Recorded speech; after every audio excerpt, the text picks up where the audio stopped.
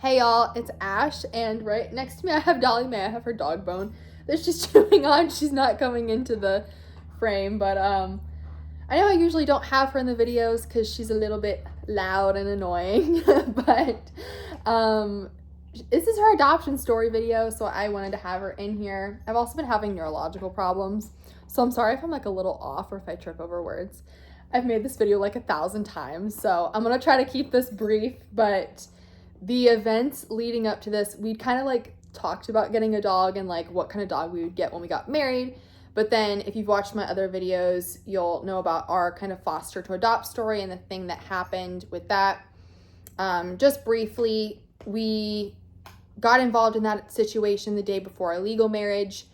And then 2 months later, we had our wedding. 4 days after our wedding, we lost the baby. And we had a really tough time recovering from that. I don't want to go into specifics. I did in the video I just filmed about this, and I was like, I don't think I need to go that much into detail.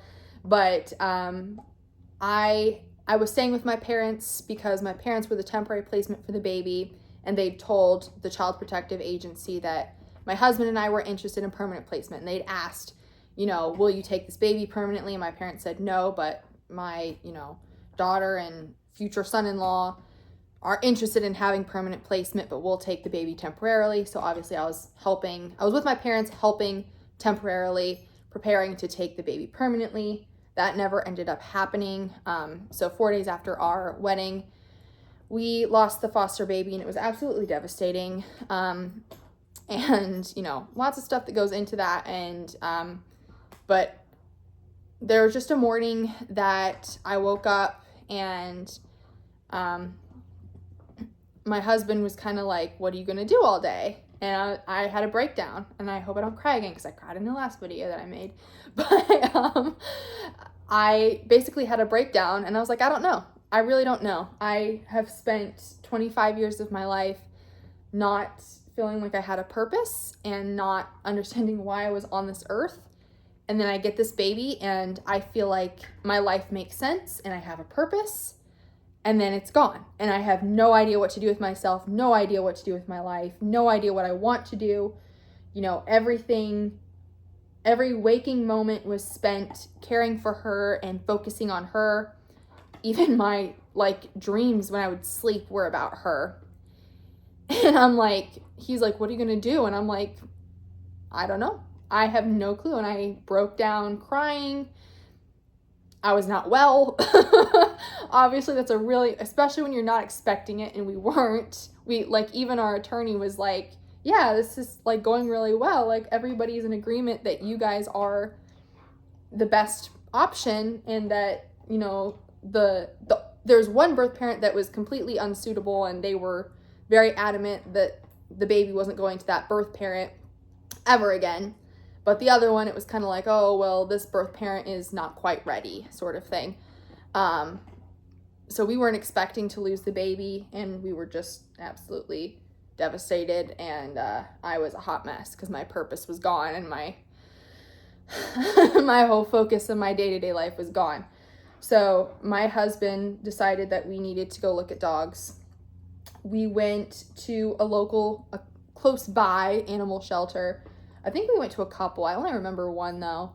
And I did find a dog that I loved. She was a German Shepherd, but I'm allergic, so we couldn't get her, unfortunately. But me and her had this instant connection, and she was so sweet. And I was like, oh my gosh, I want to take her so bad. I'll get the allergy shots. I don't care. But my husband was like, no. So I think we went to another pet shelter, but I don't remember it. I think we went to a couple pet shelters. And it was all pit bulls, which I'm also allergic to, and I just didn't feel a connection with any of them, really. So I was on these shelter sites while we were looking at these local shelters, and I found a German Shepherd Poodle mix that was about an hour north of us, and I fell in love. And so I kept talking about her all day. And so we drove up to that area to go to a couple pet stores where they sell puppies, which I know are not good, but we're like, let's just go look and see. And I think we knew we weren't going to do it because, first of all, that's not good to buy from them, and also they're insanely expensive. But we decided to go look, and we're like, at least it'll make us feel better to cuddle with some puppies.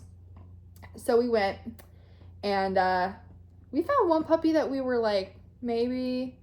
And I was just like, I just need a puppy. I don't care. Like, I was at a point where I was like, I don't care how much it is. I don't care if this is unethical. I need a puppy right now. So then my husband was kind of into the puppy, but we were like, he's like, I don't know. I don't really want a puppy. So we get back in the car, and he's like, I don't want to keep looking. I want to go home. And I'm like, but this shelter where they have this dog I've been looking at all day is like right there. It's like 10 minutes away. And he's like, I don't want to. I can't do this anymore. I need to go home. I'm not like emotionally well. I'm not ready for a dog right now. I just need to deal with what we've gone through. And I felt really bad. And I was like, okay, that's fine. And I was like, you don't want to just go look at her, but that's fine. Like, I get it. Let's just go home. And he eventually was like, no, let's just, like, she's right there. Like, let's go look at her. So we go to this shelter, and we're kind of looking around. I'm like, oh, there's some other cute dogs here if we don't see her. And I didn't see her. So I was like, oh gosh, like, she may not be here anymore, whatever. So then we go around. So it's like a big circle, and there's cages on the edge of the circle. And then there's like lines with cages on either side in the middle, kind of like a maze thing. I don't know if I'm describing this in a way that people are going to understand, but I can see it. So I'm trying to tell y'all what it looks like. But so we go around the circle, right? And then there's like a little room with small dogs. We went back there, looked at the small dogs, came out, we went around the circle, and we're coming down the middle where they have the cages on both sides. And we're walking, and I see her name at the time, which was Charlotte. And I'm like, oh my gosh, this is her. And he's like, this is her? Because on the website, I'd showed him, she was like real shaggy, like super long matted hair. And he was like, I don't like her. Like, she looks like crazy. He's like, I don't want to get that dog. And so I'm like, this is her. Like, this is her page. This is her name. And he's like, this is her? Because she was shaved. And he's like, she looks so much better. And so we like bent down, and she's so sweet. Oh my gosh, she was so precious. And we just had an instant connection, like all three of us. And he was like, let's go ask if we can visit her. And she was like going in the cage, and she was like following us, and she was crying. And I'm like, we're going to be right back. We're going to be right back. Okay. And so you remember, don't you? She's looking at me like, I remember this. So we went out and asked if we could visit, and they said that they were about to close, so we couldn't visit. So he's like, okay, let's go stay with her until they close, and we'll just sit with her, and we'll come back as soon as we can. And so we came out, and we're like, we really want her. Like, when can we adopt her? And they're like, well, you can come back tomorrow morning. And he's like, I work tomorrow. I can't. And they're like, well, she's probably going to get adopted fast. So, you know, come back as soon as you can, and hopefully she's still here. And he's like, my husband was like, can we do anything? Like, can we, put something in so we can save her for us, like be first in line essentially. And they're like, well, if you want to adopt her today, you can adopt her today. And he's like, okay. And they're like, just fill out this application. And so we filled out the application, and they're like, since you filled out the application, you can visit her. So then we visited her after we filled out the application. And like I said, I'm allergic, and I made sure that I wasn't allergic to her specifically. I have a little test. I have mild allergies, but I know how to basically trigger them to see if I'm allergic to a dog. And my allergies weren't triggered, and she was an angel.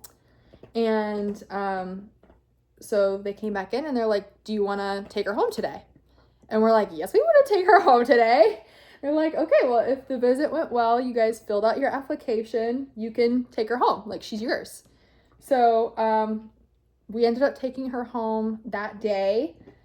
She was an angel for about, I don't know, like 2 or 3 days. She was such a cuddle bug.